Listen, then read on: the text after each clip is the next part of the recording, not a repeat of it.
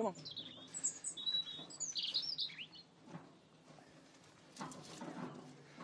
Hello. Welcome to Gardener's World.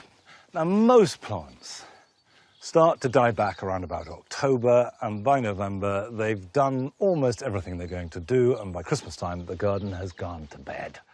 But a few plants actually at their best in autumn, and almost all grasses fall into that category. And even in February, on a bright, frosty day, they can look absolutely magnificent. So you don't cut them back at all, you leave them to give you everything they've got to give right up till spring, but we've reached that point now. Now's the time to cut all grasses back and give the new growth a chance to come through, and that's what I'm going to be doing today. This week we're paying the first of several visits to that jewel of British gardens, Sissinghurst in Kent. This isn't just any garden. Sissinghurst is one of the major gardens that people have copied and tried to emulate across the world. In the second instalment of Joe's series Exploring the Garden Tree, he looks at the best method of ensuring that they are perfectly planted. Oh, look at that. Perfect. Spot on. And then start back filling it. Yeah, fill them in. It's important not to have any air gaps between the roots and the soil. And Rachel revels in the delights of winter scent at RHS Rosemore in Devon. Oh, that fragrance is almost overpowering.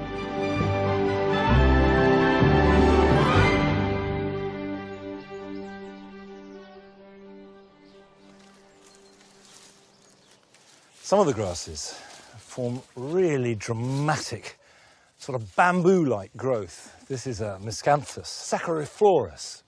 They all have different qualities. You've got the Calamagrostis, which is terribly upright. Descampsio, which is splays and is lighter and airier. There are two types of grasses, evergreen and deciduous. The evergreen has some green in it left over from last year. For example, this here, this pheasant grass, is a mixture of brown and green, which means that it is evergreen and shouldn't be cut back. I'll show you how to deal with those in a moment. But if you've got a Miscanthus or a Calamagrostis, say, all the previous year's growth will be brown, and that can be removed. Cut right at the base of the plant, but if there is fresh green growth there, cut above that. Because, of course, grasses don't grow from the top, and if you cut them, they're going to have a cut line as they grow up. Looking at a bed of grasses, to me, is like feeling a beautiful fabric. It has that lovely quality. And the second aspect is sound. Grasses sound fantastic. They pick up the wind, and you get this beautiful musical sound from them.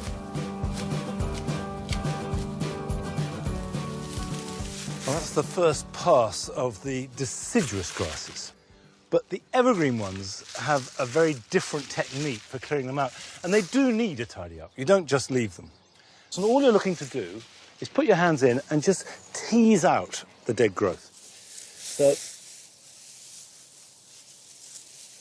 see, there you are. You come out with a handful of dead growth, but you haven't removed any of the green live stuff. And go through them all, just tidying them up, really. If you've got pheasant grass, like I have here, hands are good. If you're doing pampas grass, for example, which is an evergreen, use gloves, because you can cut your hands to ribbons on grass.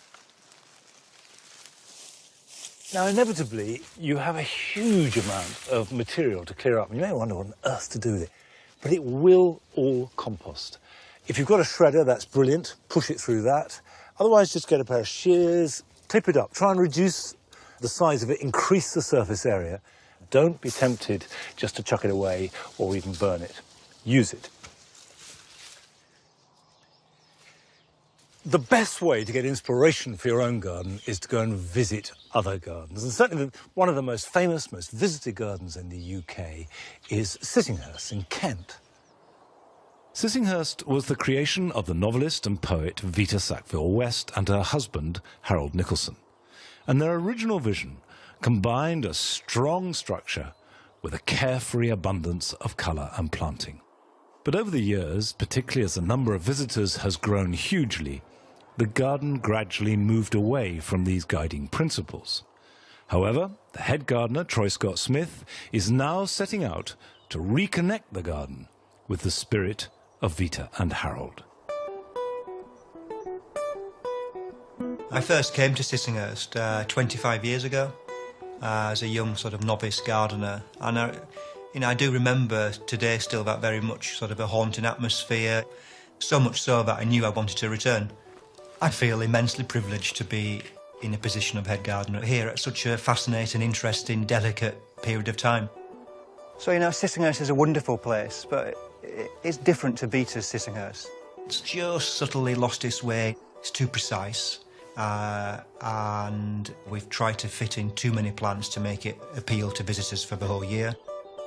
We're trying to make the garden suitable for up to 200,000 people, whilst also perpetuating Vita's garden and all the qualities and romance that that has. This isn't just any garden, it's Sissinghurst. It's one of the major gardens in the world. We have to present Vita's garden as in its truest sense as possible. Gardens do evolve, but it needs to be for good reason. It's a very tenuous position to be in now, this fine carelessness. It's very hard to achieve, and it's almost always on the edge of tipping over into kind of chaos.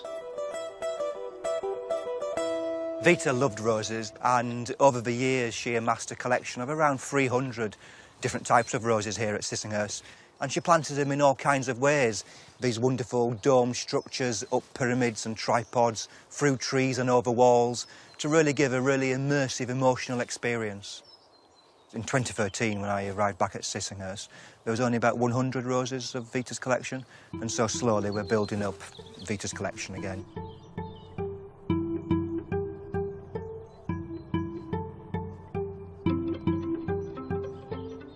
So this is actually quite a unique part of Sissinghurst, because it's the part that Harold, Vita's husband, planted and designed himself, and he called it My Life's Work. Vita called it Platform 5 Charing Cross, so something very different. But actually, it's a planting based around the spring flowers that they saw together on their travels to the Alps and to the Dolomites. What we have from Harold is 16 years' worth of quite detailed plans and notes about the planting that he carried out in these beds here in the spring garden. So this is 1956, and we have a tulip here called Artist. Now, we no longer grow that at Sissinghurst, so here, when we're replanting parts of this border, we're trying to source those same plants that Harold had growing here and planting them once again in the borders here. Sissinghurst is really a collaboration of Vita and Harold. It's very much a joint enterprise. Really, the garden was much more than just a place where they created a garden. It was really a love story for them both. When Vita and Harold bought Sissinghurst, the first thing they ever planted, even before they signed the deeds, was this rose here, Madame Alfred Carrier. It's a lovely, creamy, white rose, and it's still here today, the same rose 80 years later. So, even though we're making quite a few changes at Sissinghurst, I suspect this one will be staying.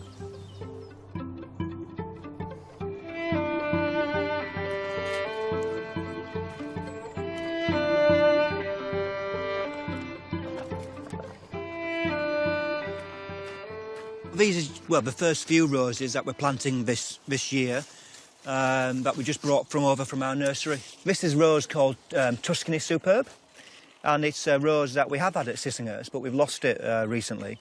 And it's one of Vita's, she has many, but it's one of Vita's favourite roses, primarily because of its lovely colour, its lovely rich dark maroon colour, which she really loved, particularly in this end of the rose garden.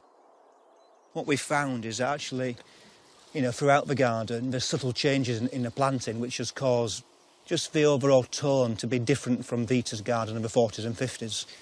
Really as a consequence of trying to make the garden look good for a longer period, there's actually quite a lot going on in the rose garden, florally. So it flowers, from March through to October. Now, you might think that's a good thing, but actually it takes away something from Vita's garden.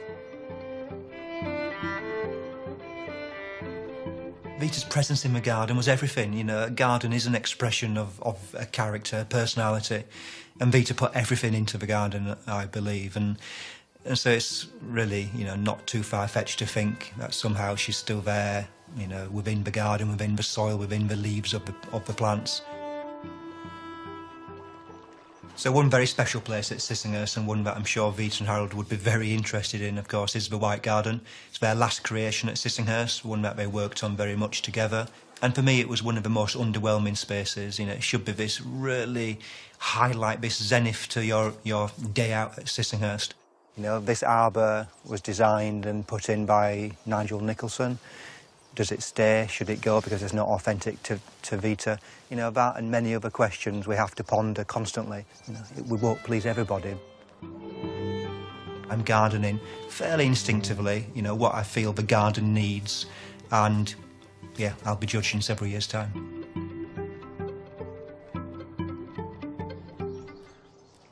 Come on now.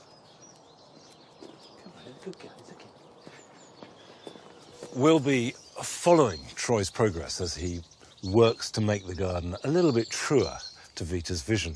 And if you want to visit it, it's open tomorrow for the first time this year. And if you haven't already visited it, it's a must. It's an absolute gem. And I know that it's influenced me hugely. You can see touches of Sissinghurst all over Longmeadow. Come on, what have you got? What have you got?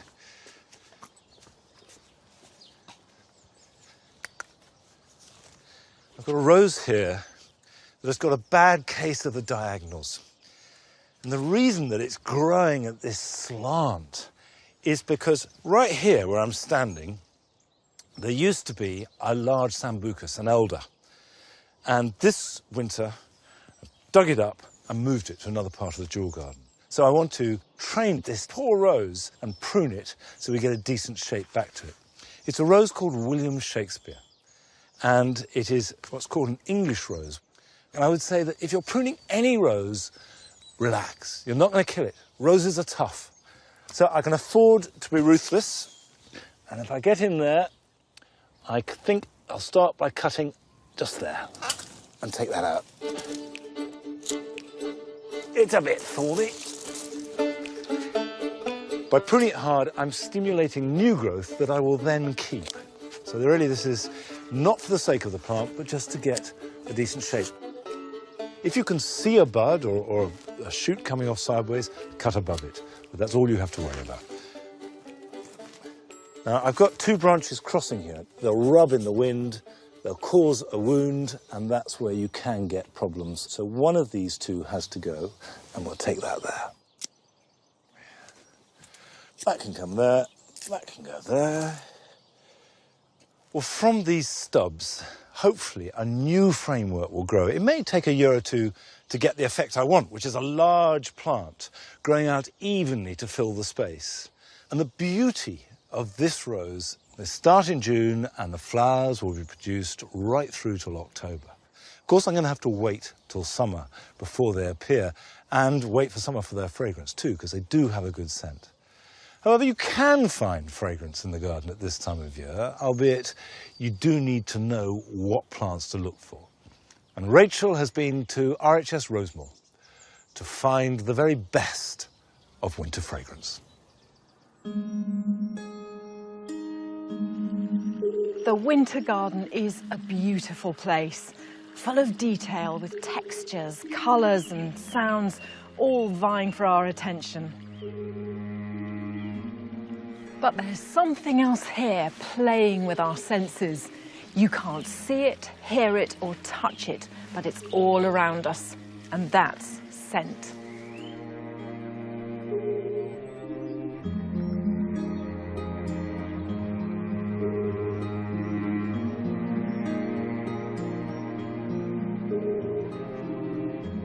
Here at Rosemore, they have some really distinctive winter flowering fragrant shrubs, many of which are perfect for small gardens. Sometimes that fragrance is so strong, it pulls you in across the garden, and that's certainly the case with this sweet box.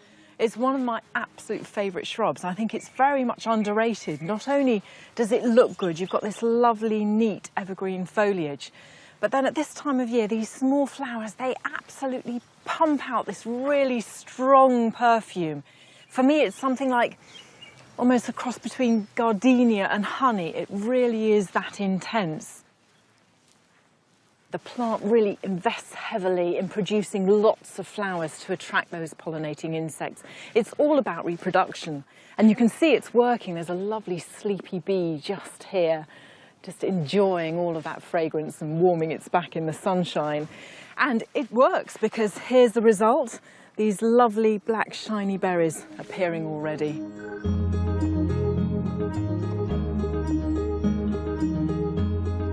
One of my favourite groups of winter flowering shrubs are the daphnes. This one is Jacqueline Postel, and it's quite popular, and justly so. It's well worth getting out an eyeglass, because then you can really scrutinise the flowers close up and begin to understand how they produce that fragrance. And they have a layer of epidermal cells either over the petals, the sepals, sometimes the reproductive parts of the flower, and they produce a volatile essential oil. And as that warms up in the winter sunshine, it evaporates, and that vapour just then passes through the plant and out across the garden. It's really quite magical. Where you get a slightly thicker layer of those cells, then you get an almost waxy appearance to the flower, as you have here in the daphnes. And I can actually see those oils just glistening on the surface. That's absolutely fascinating.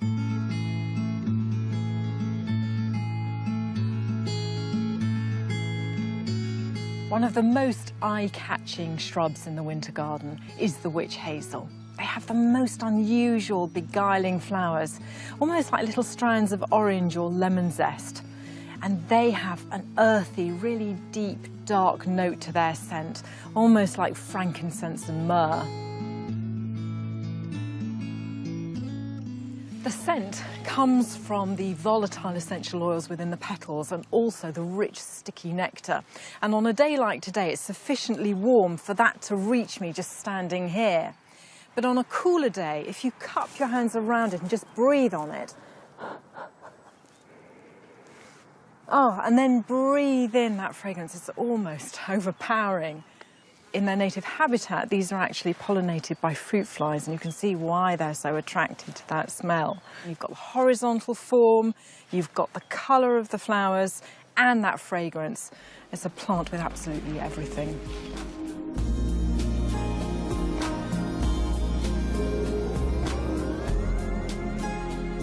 Seeing those witch hazels has really brought home to me the diversity of different fragrances you get in the winter garden. And also that they're not just here for the benefit of the pollinators, because we can really enjoy them too.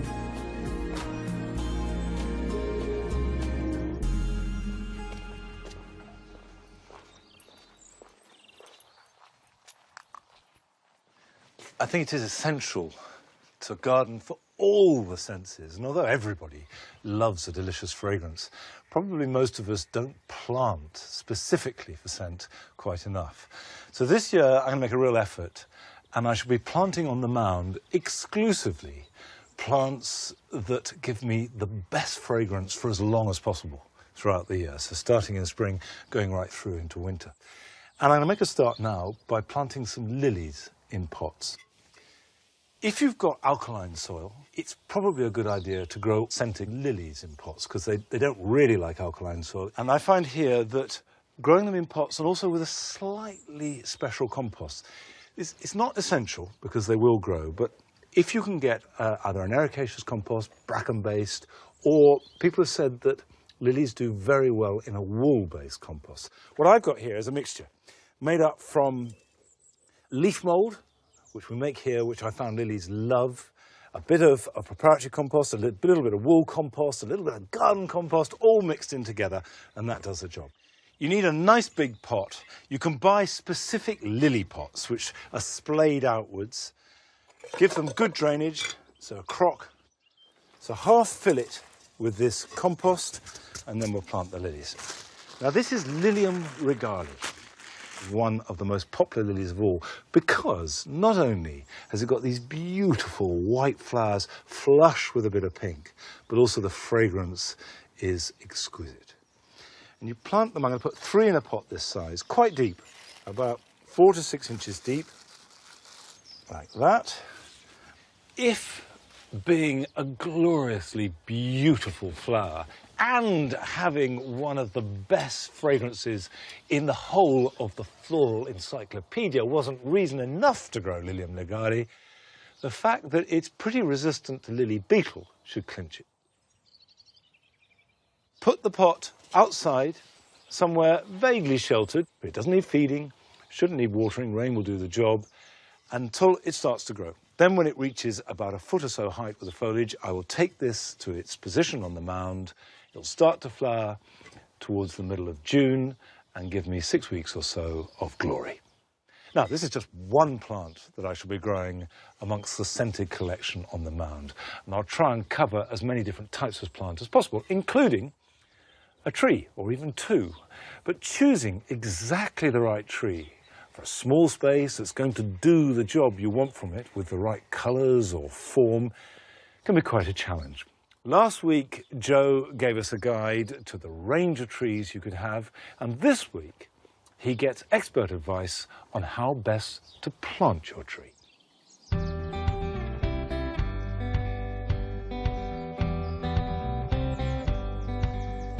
Today I'm going behind the scenes at a tree nursery to discover how trees are cultivated and how to give your tree the very best start in life. By the time a tree is ready to sell, it'll already be several years old. At this nursery, just south of Bristol, Simon Scarth is responsible for making trees grow healthily from saplings to specimens. I caught up with him in the field where they nurture their younger trees. Hi, Joe. What a beautiful day, what a beautiful location. It is. It's a lovely day, isn't it? It's cracking out here. It's a great spot. How old are the trees here? Well, these trees are going to be between 3 and 5 years old. And what has to happen to them here? How do you look after them? Well, we do a lot of pruning work, caning, making sure they get a good shape. A lot of the formative work you need to do for a tree in the younger years. So once they've grown out in the field for a few years, what happens to them next? Well, when we'll dig them up and we'll either plant them out somewhere else in the field or we'll take them back to our other site to be potted on. This is the part of the nursery where the trees are brought once we've dug them out of the field, and we bring them in here and heel them into the wood chip to keep them moist, the roots moist and wet throughout the winter. So it's like a series of trenches, all these huge trenches. Yeah, and then we just heel them in wood chip, and then out they come. And there it is. That's really a very compact root ball, isn't it? I mean, not a lot of roots on it. Yeah, well, transplanting it helps to stop it creating big, solid roots and have more of a mass of these more fibrous roots, which helps absorb more nutrients and water. And can you buy these trees bare-rooted here? You can buy them bare-rooted, yes. They're a bit cheaper to buy bare-rooted, but you can only plant them between November and March. So if you want to do any of your planting after that, you'd need to have a container-grown tree. Yeah. And how much would something like this be bare-rooted? Something like this, a 10, 12 centimetre girth, would be between 70 and 80 pounds, depending on the species. So a bit cheaper than container-grown? Yeah, it's about 20, 25% cheaper than a container-grown plant. Right. If you could just hold that for me, sure. Yeah, I'll do a bit of pruning. Back at the barn, our first job is to trim off some of the thicker roots. So would you do this to this bare root tree if it was going straight in the ground? You'd still want to prune off any damaged roots and maybe lightly prune any big roots to help encourage some root growth, but ultimately you want to leave as much of it on as possible. But for the trees that will stay on the nursery, it's important to make sure the roots have room to grow in their new containers, that there are no air gaps around the roots, and that the base of the trunk is not buried. This all helps keep the plant healthy as it matures. In here? Yeah, just pop them in there. After a minimum of 6 months, this tree will be ready for sale. It's good to go. There you go. Happy as Larry. So what are you looking for in a really healthy tree in a nursery? Well, you obviously want to look at the foliage and make sure it's looking healthy. If it's in flower, the flowers are looking healthy. But also you want to make sure it's been pruned appropriately. So a cherry like this would be fairly evenly balanced. You don't want something where it's just had the whole top pruned off, because that's probably happened just to get it into transport somewhere along the lines. See, what I do with trees, I'm a bit of a nightmare in a nursery. It's tap it out and just check that there's a nice balanced root system in there. It's not pot bound. Yeah, that's what you want to see. You want to see a nice fibre root system on the outside without any too big, strong roots going around. Yeah.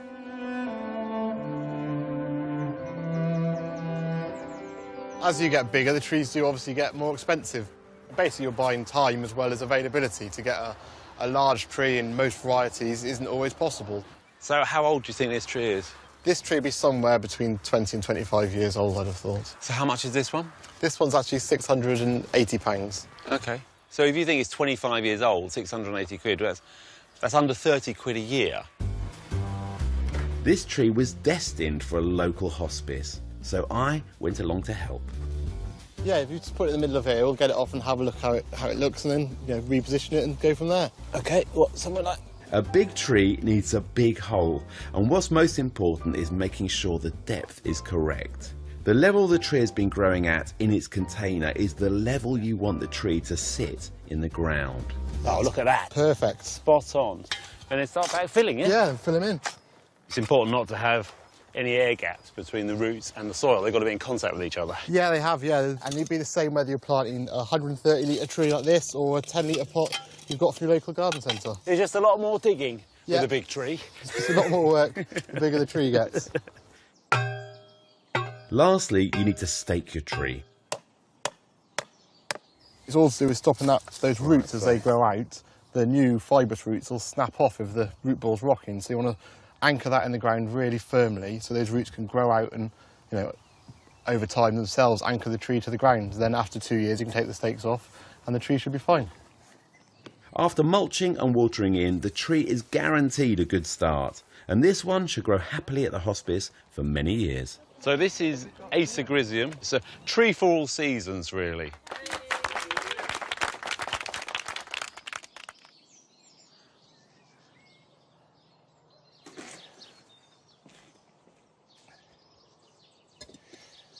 I think planting a tree is a significant act, not just in the life of a garden, but in the life of a human being too. It's always a really big connecting thing to do. But if you're not planting a tree, here are some other things you can be getting on with this weekend.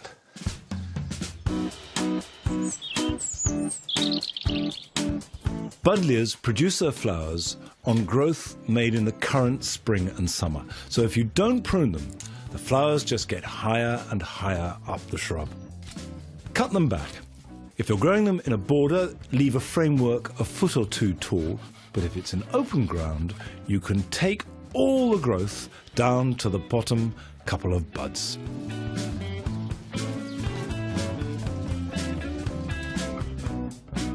For many of us, our soil is still very cold and rather wet, and it's too early to plant or sow much. However, you can speed up the process of drying out and warming up by covering it. Cloches are excellent. You can use polythene sheeting or garden fleece. Simply pin it to the ground, and that will help prepare the ground so you can get to work sooner. Now that doesn't look very handsome, but it will help warm up the soil. If it rains, it doesn't matter. The water will go through, the fleece gets wet, and then it will dry out. But what you're looking for is to get that soil warm. Cloches, by the way, are much better. If you can get hold of cloches, they're fantastic. And as soon as the soil warms up, then we can grow masses of veg, and more than ever this year, because I have started to make a new area of the garden and expand the vegetables we grow here out so we can grow twice as many vegetables, lots of different varieties, and cook them and eat them and enjoy them as much as possible. But not today. In fact, not anything today because we've run out of time. But I'll see you back here at Longmeadow next week. Come on. Come on.